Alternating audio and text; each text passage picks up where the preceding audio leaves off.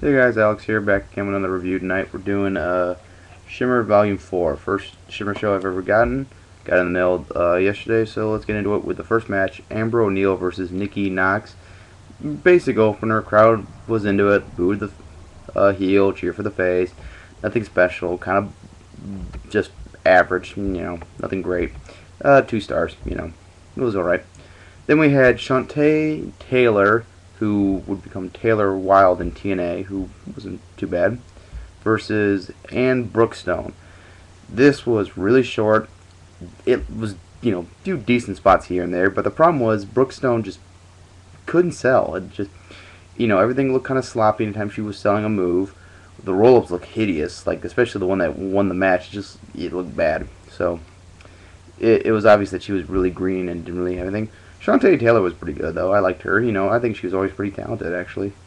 But, there was one cool spot where Brookstone did a rocking horse and, swung her head into the turnbuckle, and it sounded better than it came out. So, really kind of sloppy.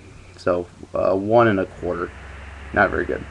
Then we had Malia, Hosaka, and Lexie Fyfe versus Cindy Rogers and Lorelei.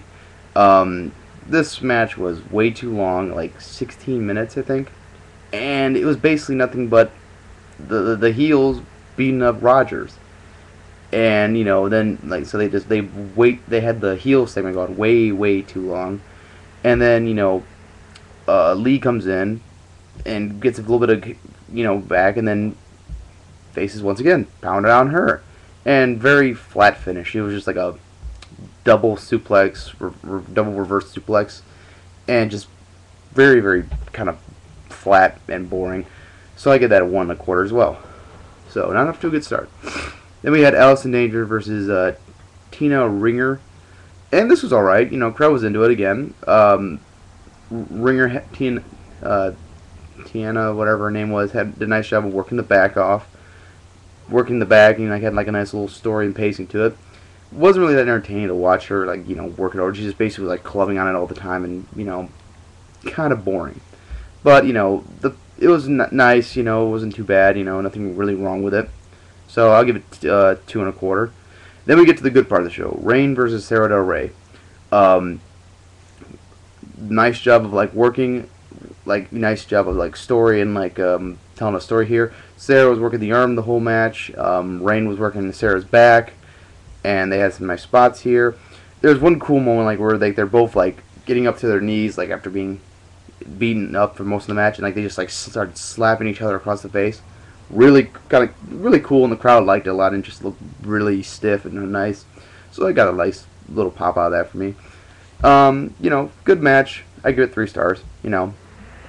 Just plus Sara Del Rey. Sara Del Rey can make a great match on any one, and they had some good spots in there too. So. Next we have Falls Count Anywhere match, MsChif versus Cheerleader and Malia. This is the reason I bought this show, was for this match. I've heard about this match and how good it was, and so I was excited for it. So I watched it. Definitely one of the best women's matches I've ever seen. I'd have to probably think back if this was better than Lita and Victoria and Steel Cage, or I don't know who it was. They had one on Raw a while ago, or back in 2005 or whatever.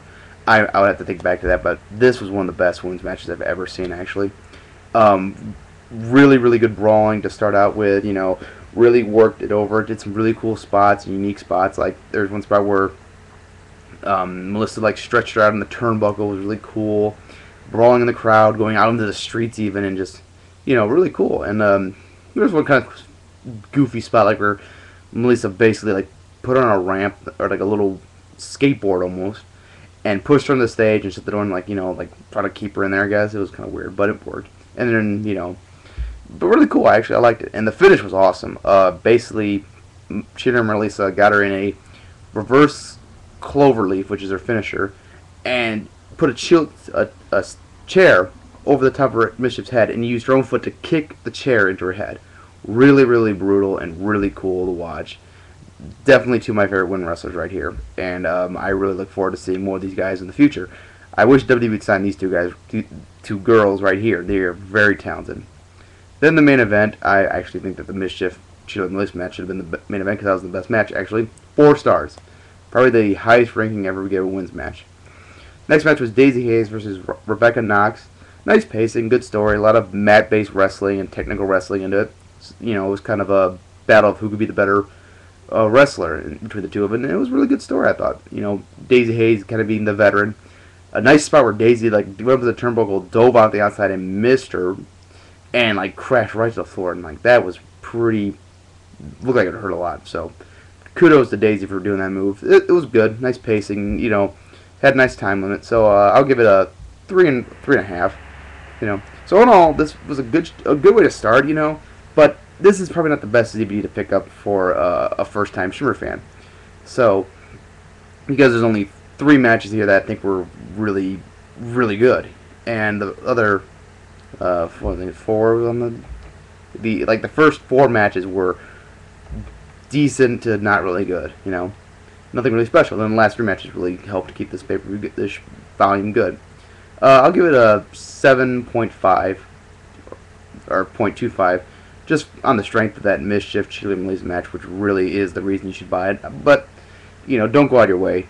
And if you can find the Cheerleader Melissa match and the MsChif match, you know, watch that one. But you know, nothing else really special here. That's it for now. Take care. Bye.